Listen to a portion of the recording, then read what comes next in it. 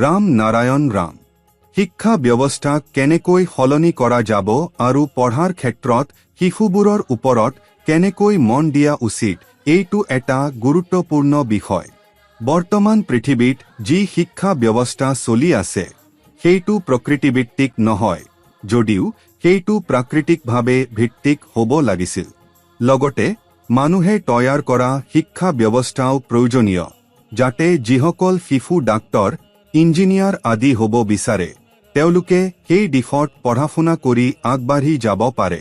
কিন্তু এই সমগ্ৰ ব্যৱস্থাটোৰ মূল আধাৰ প্ৰকৃতিয়ে হ'ব লাগিব। যেতিয়া কোনো শিশুৱে প্ৰথমবাৰৰ বাবে বিদ্যালয়লৈ যায়, সেইদিনৰে পৰা শিক্ষক-শিক্ষিকাই তেওঁলোকক ধ্যান, মেডিটেশ্যন শিকাব লাগে। যদি শিশুৱে প্ৰথম দিনৰ পৰা ধ্যান কৰাটো শিকি লয়, তেন্তে তেওঁলোকৰ ভিতৰত এক ফুলন আৰু শৃংখলা গঢ়ি উঠিব, যি তেওঁলোকে জীৱনটোত অনুসৰণ কৰিব। এইটো সকলো বিদ্যালয়ত বাধ্যতামূলক কৰি দিব লাগিব। শিশুবোৰৰ প্ৰথম গুৰু হৈছে তেওঁলোকৰ মাতৃ-পিতৃ। সেয়া বাবে তেওঁলোকে প্ৰথমে নিজে ধ্যান শিকিব লাগিব আৰু তাৰ পিছত নিজৰ শিশুবোৰকো শিকাব লাগিব। প্ৰতিটো ব্যক্তিয়ে প্ৰকৃতিৰ গুৰুত্ব বুজিব লাগিব আৰু নিজৰ শিশুসমূহকো সেই বিষয়ে জ্ঞান দিয়াটো অত্যাৱশ্যক। যদি কোনো শিশুৱে ধ্যান কৰে, তেন্তে তেওঁৰ ভিতৰৰ প্ৰায় কোটি আত্মা শান্ত হ'ব আৰু তেওঁৰ মনোসংযোগ স্থিৰ হ'ব।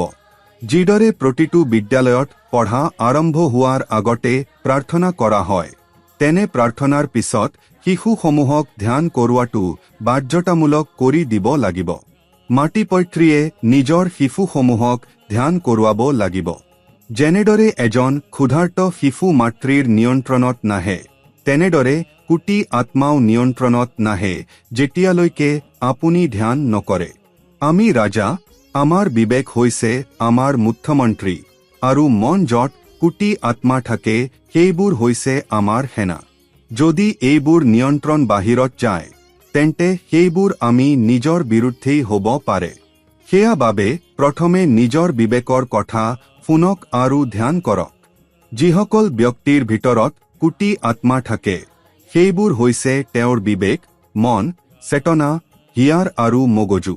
যদি এইবোৰ সকলো সুস্থ থাকে, তেন্তে সেই ব্যক্তি নিজেও সুস্থ থাকিব।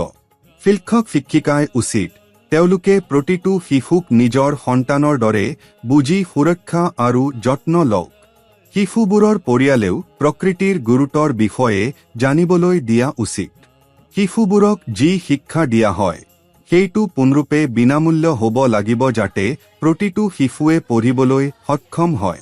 তেওঁলোকক জাতি আৰু ধৰ্মৰ বৈষম্যৰ পৰা আঁতৰাই ৰাখিব লাগিব।